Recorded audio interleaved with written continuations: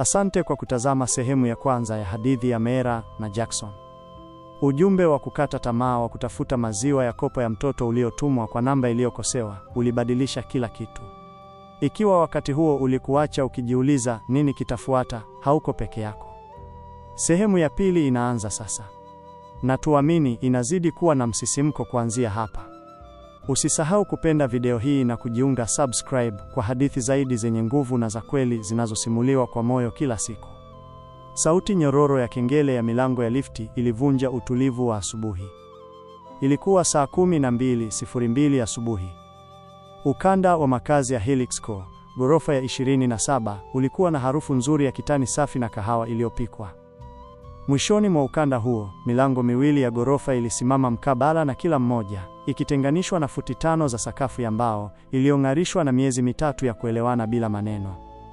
Jackson Albright, akiwa amevalia sweta la kijivu hudi na viatu vya kukimbia, alisimama mbele ya mmoja wa milango hiyo, akiwa ameshika kofia ndogo ya blue mkononi mmoja na kiti cha kubebea mtoto kwa mkono mwingine. Aligonga taratibu mara 2. Bila haraka. Mlango ulifunguka kabla ya gonga la pili.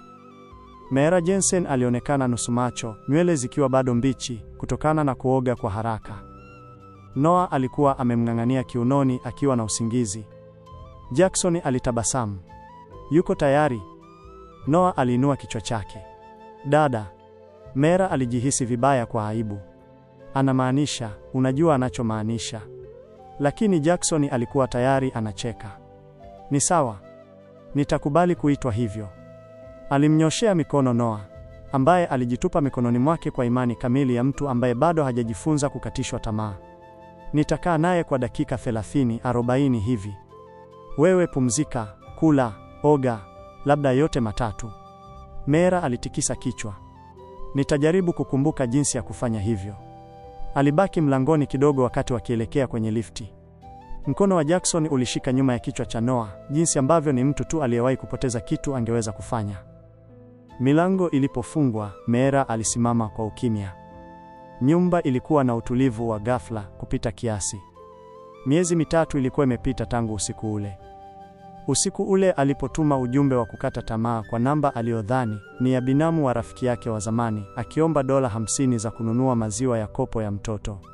Hakuwahi kutarajia bilionea angetajibu. Na hakuwahi kutarajia bilionea huyo angetokea mlangoni kwake, akiwa amebeba mfuko wa mahitaji na macho ambayo yameona mengi. Dunia ilikuwa imebadilika tangu wakati huo. Noah alikuwa mzima sasa. Meera alikuwa ametoka kufanya kazi za usiku kwenye kituo cha mafuta, hadi kuwa msaidizi katika kitengo cha fedha cha mrengo wa maslahi ya umma wa Helix Co. Nyumba yake ilikuwa safi, yenye mwanga wa jua, ikiwa na karatasi za ratiba zilizobandikwa kando ya friji. Lakini jambo moja halikubadilika. Meera hakuwahi kusahau kwamba yote haya yalianza kwa makosa. Na Jackson hakuwahi kuyachukulia kama makosa. Katika chumba cha mikutano cha ghorofa ya juu cha Helix Co asubuhi hiyo hiyo, watendaji 9 waliovalia suti za gharama walikuwa wakimsubiri mkurugenzi mtendaji CEO aingie. Hakuna kahawa iliyoseviwa. Haikuwa aina hiyo ya mkutano. Jackson alisimama mwisho wa meza. Kuna nafasi katika kamati ya mikakati ya kifedha, alisema. Nimemchagua mtu wa kuijaza. Minong'ono ilianza. Nyusi chache ziliinuliwa. Hakuna aliyekuwa amearifiwa mapema.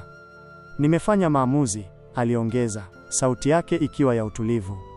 Mtapata sifa zake na matokeo yake ya hivi karibuni kwenye faili nililotuma. Gavin North, mwenye umri wa miaka ya kati ya 50, alirekebisha miwani yake. Samahani yeye. Jackson aliinua macho. Meera Jensen. Mtu mmoja alishusha pumzi kwa nguvu. Mwingine alijisogeza kwenye kiti chake. Mwanamke mmoja aliegemea mbele. Unampendekeza yule mama ambaye alikuwa. Jackson hakumeza maneno. Mama aliyegundua makosa matatu ya ukaguzi wa hesabu mwezi uliopita, yale ambayo ninyi nyote mliyakosa. Usiku huo, katika ukimya wa gereji ya maegesho, Meera aliketi ndani ya gari lake la zamani la Honda. Gari halikusogea. Noah alikuwa tayari ameshalishwa na alikuwa amelala fofofo ghorofani. Simu yake iliwaka. Barua pepe isiyojulikana. Kichwa cha habari: $50 za kununua kiti cha madaraka. Sadfa au uhusiano? Meera aliisoma mara 3. Vidole vyake vilikaza usukani.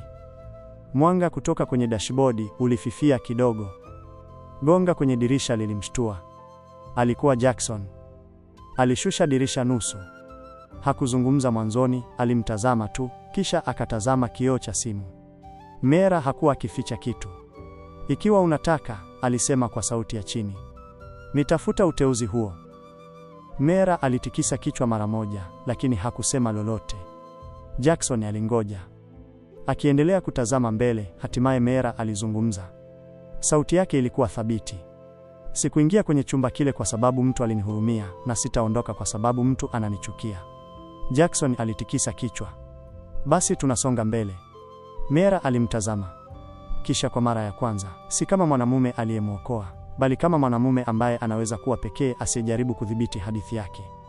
Gorofani katika ukanda wa kati ya nyumba zao, mlio mororo ulitangaza kurejea kwa lifti. Jackson alimshikilia mlango, hakusema zaidi, na Meera alipita mbele yake, akipita minong'ono, mashaka, na uzito wa kila kichwa cha habari ambacho bado hakijaandikwa, akielekea moja kwa moja kwenye moto.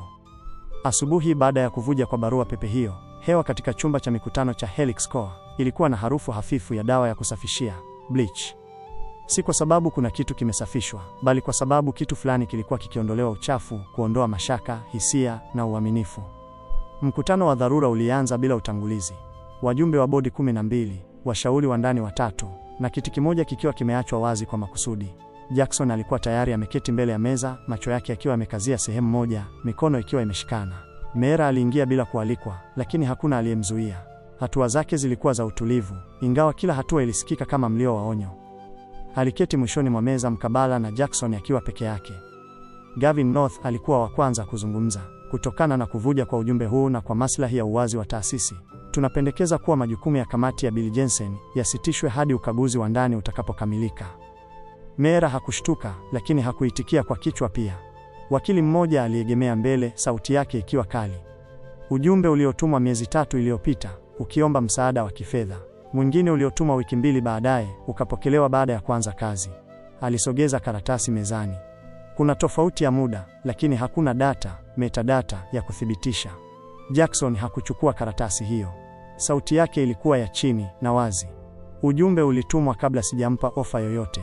Huo ni ukweli. Basi mbona una tarehe ya wiki 2 baada ya kujiunga? Ukimya ulitawala. Karatasi ya pili ilifuata. Hii ilikuwa tofauti, ya zamani zaidi. Picha ya ujumbe kutoka kwa namba ya Meera. Fupi, ya kawaida, mistari 3 tu. Habari, najua hili ni jambo kubwa, lakini nahitaji msaada. Samahani, lakini tarehe kwenye kona ilikuwa imebadilishwa. Chumba kilikuwa na baridi, wakili aliendelea. Inaweza kuwa kosa la mpangilio, au la. Vyovyote vile, inaharibu uaminifu wa kamati. Sauti nyingine ya mwanamke, kali, iliingilia. Hatuko hapa kujadili tabia. Tuko hapa kulinda uadilifu wa bodi. Meera alisimama polepole, si kwa ajili ya kubisha, bali kusema. Sikuomba kiti hiki, alisema. Sikuomba msaada wake. Hata sikuomba nafasi ya pili. Nilichofanya ni kunusurika tu. Alitazama chumba kizima, akitazama macho ya kila mmoja. Katika wiki 8 zilizopita, nimegundua makosa 4 ya kifedha katika bajeti za kikanda za Helix Core. 4. Alitembea kuelekea kwenye skrini mbele ya chumba, akatoa kadi ya USB flash, akachomeka. Skrini ikawaka. Vipengele 4 viliwekwa alama nyekundu. Uvujaji wa ndani wa fedha 4, kila moja ikihusishwa na fedha zilizopangwa vibaya na gharama kubwa za wakandarasi wadogo. Haya hayakugunduliwa na idara zenu. Hayakugunduliwa na udhibiti wenu wa ndani. Yaligunduliwa na mtu ambaye mnafikiri hastahili kuwa hapa. Aligeuka nyuma, sauti ikiwa thabiti. Ikiwa nina uhusiano na kitu chochote katika kampuni hii, sio na mkurugenzi wenu, bali nina ukweli. Hakuna aliyekata maneno. Kwa muda, sauti pekee ilikuwa ni mlio hafifu wa skrini. Kisha Jackson alisimama. Hakuna azimio linalopigiwa kura leo, alisema. Hatutoi adhabu kwa watu wanaofanya kazi zao vizuri sana. Na kwa namna hiyo, mkutano ukavunjika. Lakini vita vilikuwa ndo kwanza vimeanza. Usiku huo, Meera alirejea nyumbani kwenye ukanda uliokuwa na harufu ya rangi mpya na mvutano hafifu. Kulikuwa na barua iliyobandikwa kwenye mlango wake. Baadhi ya madeni hulipwa kimya kimya, mengine hulipwa hadharani. Aliitazama akaichana, hakusema lolote. Ndani, Noah alikuwa amelala kwenye kitanda chake cha watoto. Alilala kando yake sakafuni, si kwa sababu alikuwa na hofu, bali kwa sababu alijua dhoruba haijapita. Ilikuwa imejifunza tu jinsi ya kunong'ona. Asubuhi baada ya mkutano wa bodi, kioo cha mbele cha jengo la Helix Core kilionyesha jiji ambalo bado lilikuwa nusu usingizi. Lakini ndani ya ghorofa ya 32, vita vilikuwa vimebadilika umbo. Wakati vyombo vya habari vikiwa na uvumi na wafanyakazi wakisengenyana, Mera alifika mapema akiwa peke yake. Hana kiti cha kusukuma mtoto, hana Jackson, ana kompyuta mpaka laptop tu, daftari jeusi na azimio la kimya kimya. Kadi yake ya kuingilia ilitoa mlio mara 2 kabla ya mlango kufunguka, ucheleweshaji ambao hakuwahi kuugundua hapo awali. Ndani, taa ya ofisi yake ilikuwa tayari imewashwa na mtu alikuwa ameketi kwenye meza yake. Lucas Ken, alisema kwa tabasamu ambalo halikufika kwenye macho yake. Lazima utakuwa Mera. Alisimama akirekebisha tai yake. Viatu vilivyong'arishwa, aina ambayo haitoi sauti kwenye marumaru. Aina ambayo haijui maana ya kutolipa kodi ya nyumba. Mera hakurudisha tabasamu. Sikuwa na habari kwamba ghorofa hii iko wazi kwa wageni, alisema kwa utulivu. Lucas alipuuza kwa mkono. Mimi si mgeni, ni mtu tu ambaye mfumo haukuwahi kumfukuza. Mera hakujibu, alipita pembeni yake na kuweka begi lake chini. Lucas alimtazama kama paka anavyomtazama panya ambaye bado hana njaa naye. Unapiga kelele nyingi kwa mtu ambaye alikuwa akinusurika kwa ukimya, alisema. Mera hakuinua macho. Hiyo inapaswa kuniogopesha. Lucas alicheka. Hapana, na kukumbusha tu kwamba Helix Core imewahi kuona wanawake wenye sauti kubwa kuliko wewe. Hakuna hata mmoja wao aliye hapa sasa. Kwa maneno hayo, aligeuka na kuondoka. Hakuna tishio, hakuna onyo, ni kuondoka tu kuliko safi sana kiasi cha kutiliwa shaka. Alasiri hiyo, Mera alipita kwenye meza ya zamani ya Ava, ambayo bado ilikuwa tupu, ikiwa na alama ya chini ya ukaguzi. Ni sasa tu jina jipya lilionekana kando yake kwenye kumbumbumbu za ndani, logs. Ufikiaji wa muda, LUR, vidole vyake vilikaza kitufe cha lifti. Kitu fulani kilikuwa kibaya, na wakati huu haikuwa ikitokea nje. Baadaye jioni hiyo, Mera alipanda basi kuelekea vitongoji viwili upande wa mashariki, akipita kuta za ushirika, na kuingia katika wilaya iliyokuwa na harufu ya matunda yaliyooza na uzio wa chuma wenye kutu. Anwani ilikuwa imeandikwa kwa kalamu ya wino kwenye risiti. Keller Systems Archives Restoration. Jina hilo halikuwa limezungumzwa Helix tangu siku ambayo Vincent alijiuzulu. Aligonga mara moja kisha mara 2. Mlango ukafunguka kwa sauti. Mwanamume wa miaka ya 40, mwenye mwili mkubwa, macho makali, lakini yaliyochoka, alisimama mlangoni. Sichukui wateja, alisema bila kuuliza yeye ni nani. Mera aliinua kadi ya USB flash. Sio kazi, ni swali. Hakusogea. Ni kuhusu faili la kumbukumbu. Muda uchezewa. Walitumia sehemu iliyojificha, mirrored partition, kuificha. Ni mtu mmoja tu mjini hapa anayejua jinsi ya kukagua sehemu hiyo. Macho yake yalimulika. Alikuwa amevutiwa. Alichukua flash, akaitazama na kurudi ndani bila neno lingine. Mera alifuata. Karakana hiyo ilikuwa na harufu ya wino wa zamani na bodi za saketi zilizoyeyuka. Ukutani kulikuwa na picha moja ya zamani iliyofifia. Keller, Jackson na mwanamume mdogo mwenye macho makali. Vincent. Mera alikazia macho. Keller, aligundua. Sikujua angekuwa nini wakati huo, alisema. Hakutoa maoni. Aliketi tu kwenye kiti cha ngozi kilichopasuka na kusubiri. Dakika chache zilipita. Kisha Keller aligeuka kutoka kwenye skrini. Unataka nithibitishe kuwa hauna hatia? Mera alimtazama machoni kwa utulivu na uwazi. Hapana, alisema. Nataka kujua kwa nini wananiogopa hivi. Kwa mara ya kwanza katika hadithi, nia ya Mera inabadilika kutoka kujilinda hadi kufuatilia. Hajaribu tena kunusurika. Anajaribu kuelewa mfumo uliotaka kumfuta, na mfumo umeshtuka. Mvua ilianza kunyesha mara tu baada ya usiku wa manane. Iligonga taratibu kwenye madirisha ya nyumba yao, mdundo usio na msisimko juu ya utulivu wa jiji. Mera alikuwa kwenye meza ya chakula, akipitia kumbumbumbu, logs zilizofumbuliwa na Keller. Jackson alikuwa jikoni akiosha chupa za maziwa ya mtoto, akivuma wimbo wa jazz kwa sauti ya chini. Kisha Noah alilia. Haikuwa kilio cha kawaida cha kukosa utulivu. Kilikuwa kikali, cha kuogopa. Meera alikuwa tayari amesimama kabla ya kilio cha pili. Jackson aliangusha chupa na kufuata. Noah alikuwa na joto kali, fever. Mashavu yake yalikuwa mekundu, midomo mikavu, macho yakizunguka bila mwelekeo katika mwanga hafifu. Nyuzi 102.8, Meera alisoma kwenye kipima joto, sauti yake ikiwa karibu utulivu kupita kiasi. Haishuki. Jackson hakusita. Alikuwa tayari amemfunika Noah kwa blanketi laini, akichukua funguo na viatu. Hatusubiri gari la wagonjwa, alisema. Nitaendesha. Chumba cha kusubiri cha hospitali kilikuwa na mwanga wa baridi, viti vya plastiki na mashine za vinywaji zilizokuwa na mlio mkubwa. Jackson alimshikilia Noah kifuani mwake, akitembea huku na kule. Meera alisimama karibu na dirisha, nywele zilizoloa zikimganda usoni, macho yakiwa yamekazia mlango wa chumba cha dharura. Saa zilipita. Jackson hakuketi. Meera hakupepesa macho. Hawakuzungumza. Wakati muuguzi hatimaye alipowaita, Meera alishusha pumzi kama vile alikuwa ameibana kwa miaka mingi. Katika wodi ya watoto, Noah alikuwa amelala. Homa yake ilikuwa imeshuka kutokana na maji ya dripu na sindano ya steroidi. Mkono wake mdogo ulishikilia dubu wa zamani wa kuchezea ambaye huwa hamuachii. Meera aliketi kando ya kitanda, kichwa kikiwa kimeinama, mabega yakiwa bado yanatetemeka. Jackson aliingia kimya kimya, akiwa ameshika vikombe viwili vya karatasi vya kahawa chungu ya hospitali. Alimpa kimoja bila neno. Waliketi kwa ukimya, kukiwa na mlio wa mashine tu na mwanga wa taa za umeme. Kisha kwa sauti ya chini, ikiwa unataka kuacha kazi Helix, Jackson alisema, nitaondoka nawe. Meera aligeuka kwa kushtuka. Jackson, namaanisha. Alisema, hili si kuhusu kuthibitisha kitu tena.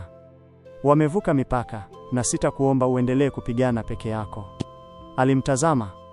Akimtazama kweli kweli. Si kama CEO, si mwanamume aliyetokea kwa sababu ya ujumbe wa makosa. Ni baba tu aliyeketi kando yake, akitoa ofa ya kuacha kila kitu kwa ajili yake. Hakujibu mara moja. Alimtazama Noah, mkono mdogo uliokunjwa kwenye sikio la dubu, dripu ikidondoka polepole. Kisha hatimaye, hapana, alisema. Jackson alipepesa macho. Hapana. Meera alishusha pumzi polepole. Siondoki.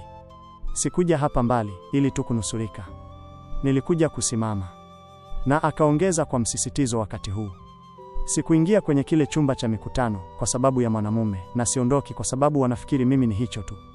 Kwa mara ya kwanza, Jackson anajitolea kuacha kila kitu, kampuni, urithi, ili kusimama kando ya Meera. Lakini ni Meera anayesimama thabiti zaidi. Sio kama mtu anayehitaji kuokolewa, bali kama mtu anayekataa kufutwa. Asubuhi baada ya homa ya Noah kushuka, ulimwengu wa nje ulionekana kuwa mkali zaidi. Ukanda wa hospitali ulikuwa na utulivu. Jackson alisimama kando ya dirisha, simu ikiwa sikioni, akisikiliza. Waliingia kutoka ndani, sauti ya Kela ilikuja ikiwa ya chini na yenye uhakika. Metadata bado ipo. Yeyote aliyebadilisha kumbukumbu za ujumbe alifanya hivyo kwa kutumia kompyuta terminal iliyoko chini ya kitengo cha IT. Kuna muda uliorekodiwa na akaunti iliidhinishwa na Lucas Ken. Jackson hakuzungumza. Misuli ya taya lake ilikaza. Mwanga wa nje ulikuwa hafifu, usio na huruma. Ndani ya chumba cha hospitali, Meera alikuwa akikoroga kahawa yake kwa kijiti cha mbao, macho yakiwa hayajakaza sehemu moja.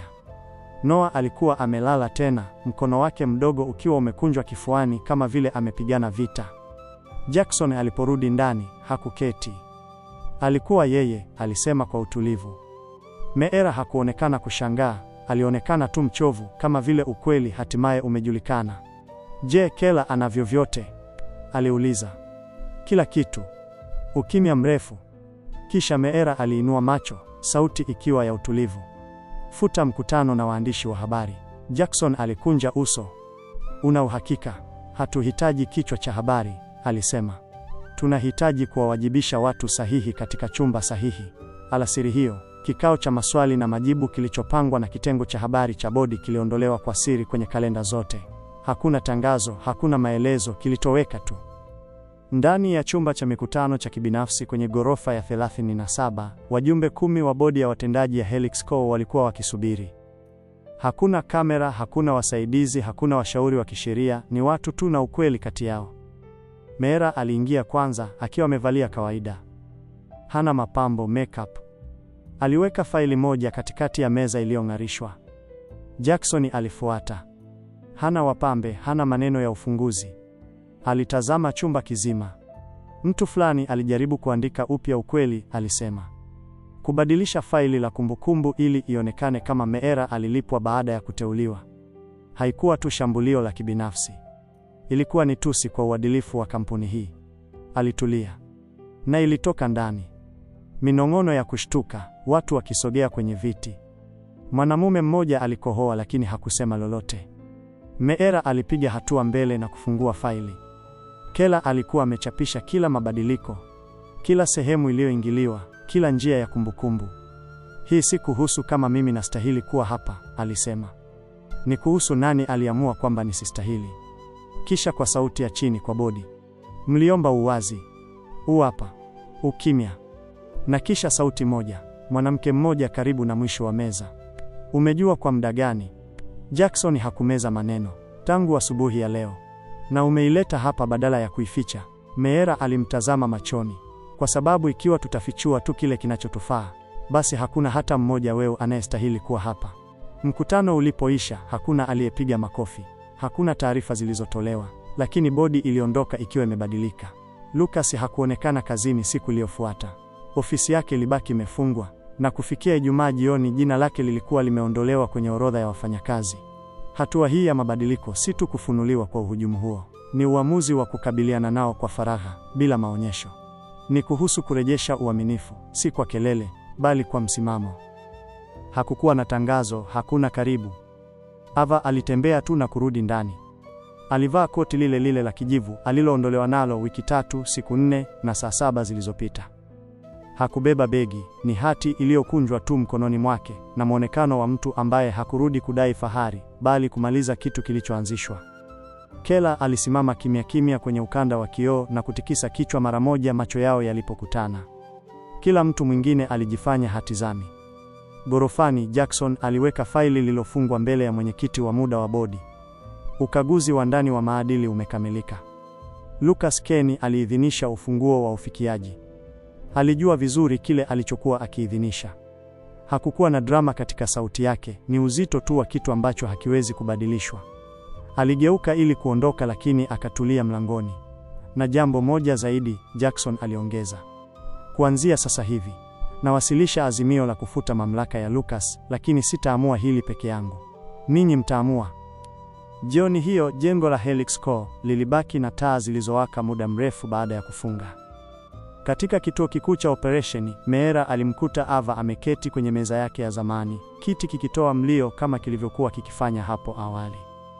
Hakusema lolote kwa sekunde chache, alimtazama tu Ava akiunganisha tena skrini yake kana kwamba haijakuwa ikikusanya vumbi kwa karibu mwezi mmoja.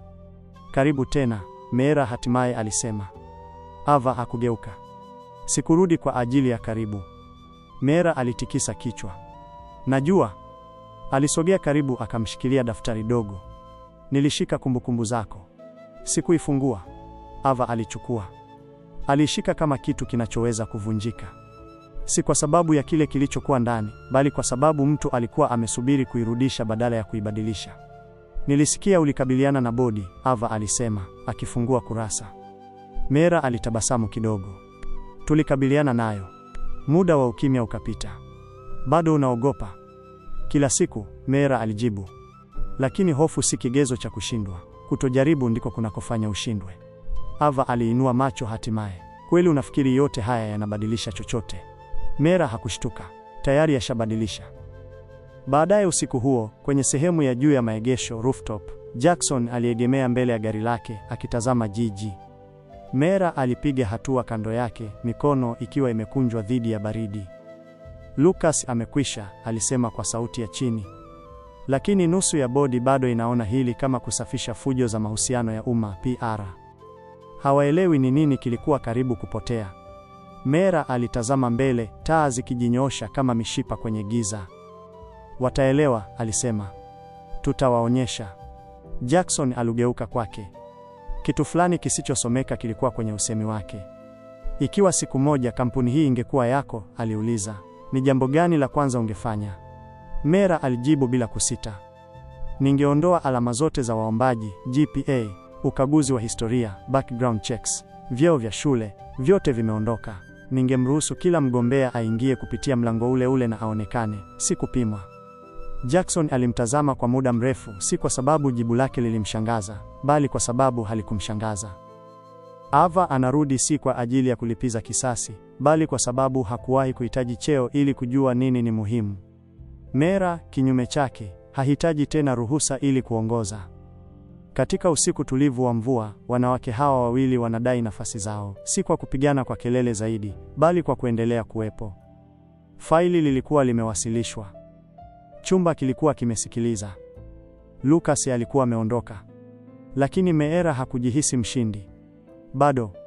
Kwa sababu unapotumia maisha yako kusubiri tatizo lingine litokee, hata ukweli unahisiwa kama kitu cha muda tu. Alihitaji muda. Sehemu ambayo ilimkumbusha alipotoka na kwa nini hakuweza kurejea huko. Ilikuwa ni mwendo wa dakika 20, kuvuka mto kupitia vitongoji ambapo barabara za miguu zilikuwa zimepasuka na masanduku ya barua yameinama. Meera aliegesha gari kwa kumbukumbu. Mlango ulikuwa bado umepakwa rangi ile nyekundu iliyofifia. Kengele za upepo, wind chimes, bado zilitoa sauti ile ile. Esme hakuuliza kwa nini alikuja. Mwanamke huyo mzee alijisogeza kando na kumruhusu aingie kana kwamba miaka haijapita. Ndani, nyumba ilikuwa na mwanga hafifu na joto. Harufu ya mdalasini na mbao za zamani. Ukutani, mchoro ambao Noah alikuwa amechora kwa kalamu za rangi miaka iliyopita, ulikuwa bado umebandikwa na sumaku mbili zisizolingana. Nilidhani uliutupa huo, Meera alisema kwa sauti nyororo. Esme alimwaga chai. Siwahi kutupa vitu ambao vilichukua muda kutengenezwa. Waliketi kwenye kochi lililochakaa. Noah alicheza kwenye zulia na gari la kuchezea, kicheko chake kikiwa nyororo kana kwamba hakuwa mgonjwa siku chache zilizopita. Meera aligusa ukingo wa kikombe chake, kisha akazungumza. Nilidhani nimemaliza kujithibitisha, lakini kila wakati ninapoingia kwenye lile jengo, nahisi kama nimezuia pumzi yangu. Esme hakumkatisha maneno. Hakuwahi kufanya hivyo. Unawahi kuhisi kama hata ufike mbali kiasi gani, bado kuna mtu anayesubiri kukukumbusha ulikotoka? Esme alikunywa chai polepole, kisha akajibu, ulikotoka ndio sababu hasa utaendelea mbele. Meera aliinua macho. Esme aliegemea karibu, sauti yake ikiwa thabiti. Meera, watu kama wewe hawaingii kwenye vyumba kwa sababu wamealikwa.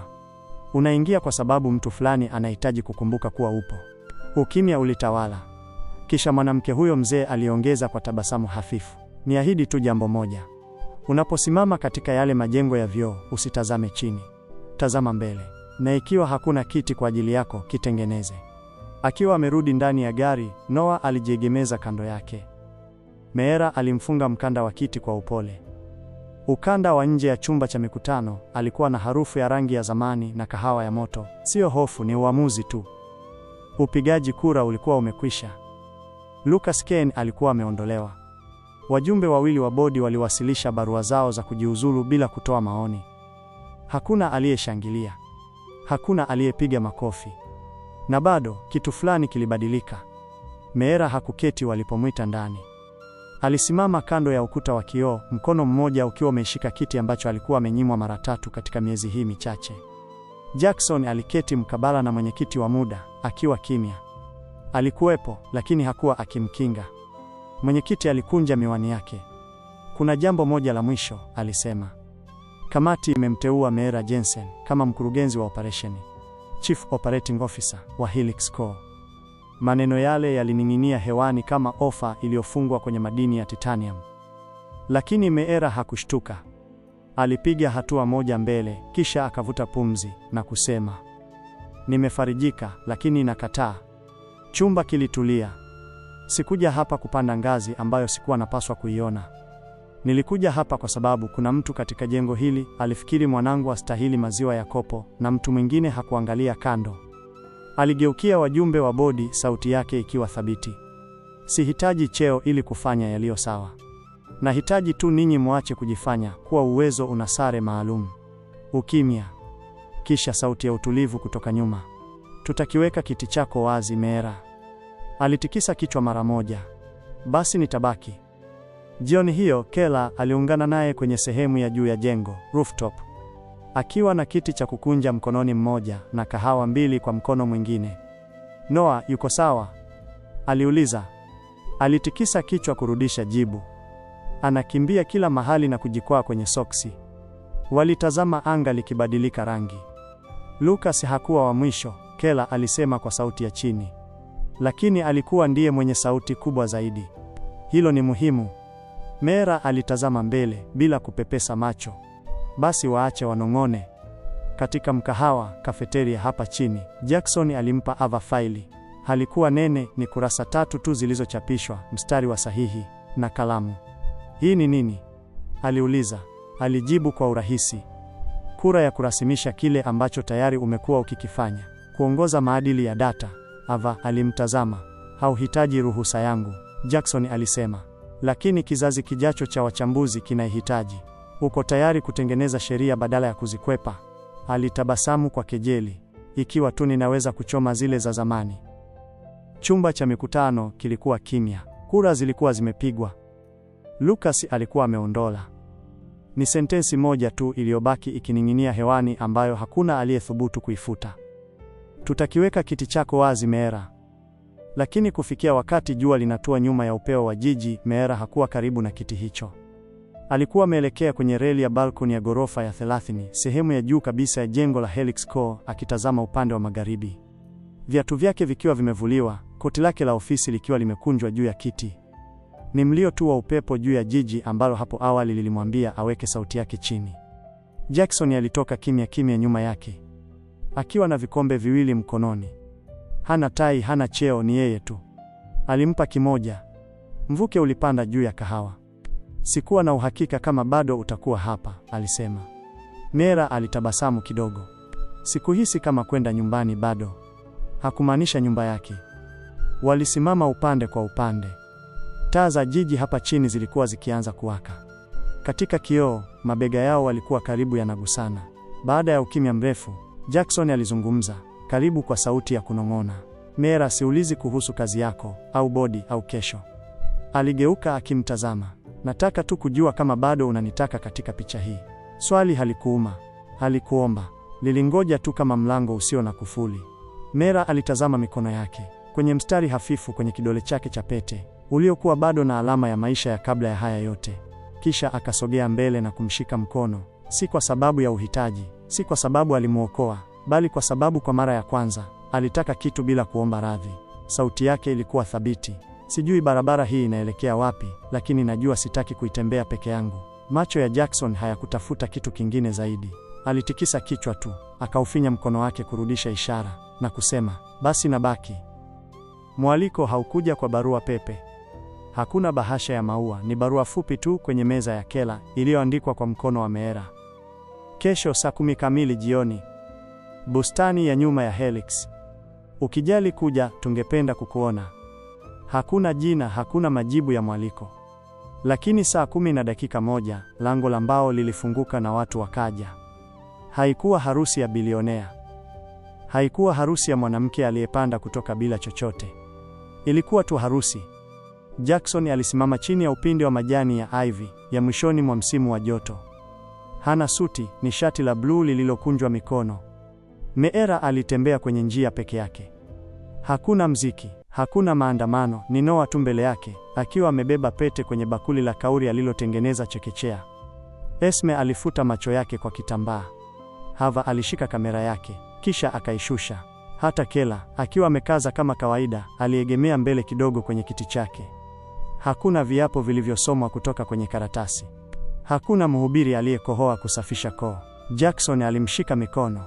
Tulipokutana, alisema, hukuniuliza mimi ni nani. Uliniuliza tu kama nina maziwa ya kopo, na sikuwahi kukuambia, lakini kile ndicho wakati nilitambua kuwa sitaki kuwa mtu mwingine yoyote.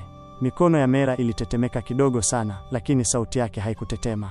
Nilikuwa nikitarajia ulimwengu uninyang'anye vitu, lakini ukanipa wewe. Na siogopi kuanza bila chochote tena, kwa sababu sasa najua upendo hautokani na kuwa na vitu, unatokana na kubaki. Walibusiana kwa ukimya. Hakuna makofi, ni upepo tu ukigusa pembe za nywele za Noah. Alikimbia kuelekea kwao baada ya hapo, mikono ikiwa wazi. Jackson alimbeba bila kusita. Esme alishika mkono wa Ava. Kela alitabasamu bila kuonesha meno yake. Na katika ile bustani ndogo iliyoazimwa nyuma ya jengo la vioo lililojengwa kwa data na madaraka, aina mpya ya urithi iliandikwa. Si katika vichwa vya habari, bali katika ushuhuda. Baadaye usiku huo, Jackson alisimama na Meera nje ya nyumba yao. Si ile ya zamani, si ghorofa ya juu penthouse, ni nyumba mpya tu. Alitazama nyota zikianza kuchomoza kupitia giza la jioni. Unajua, alisema kwa sauti nyororo, nilikuwa nikijaribu kurekebisha kila kitu kwa ajili yako. Ikaonekana kuwa hukuwa umevunjika. Nilihitaji tu kujifunza jinsi ya kubaki. Meera alijiegemeza kwenye bega lake, sauti yake ikiwa thabiti. Na mimi nilihitaji mtu ambaye hakuangalia nyufa zangu kama uharibifu, bali kama mahali pa kuanzia. Ndani, Noah alicheka alipokuwa akicheza na utepe uliobaki kutoka kwenye pete. Chakula cha jioni kilikuwa jikoni. Hakuna mwangaza wa taa za jukwani, hakuna hutuba, ni maisha tu yaliyochaguliwa, si yaliyopatikana kwa nguvu. Asante kwa kutazama mpaka mwisho kabisa wa safari hii isiyosahaulika katika sehemu ya pili ya hadithi, ambapo ujumbe wa kukosea ulisababisha aina sahihi ya upendo. Ikiwa hadithi hii imekugusa, usisahau kupenda, like video hii na kujiunga subscribe kwenye chaneli. Hadithi mpya zenye kugusa moyo zinakuja kila siku, na inayofuata inaweza kubadilisha jinsi unavyouona ulimwengu.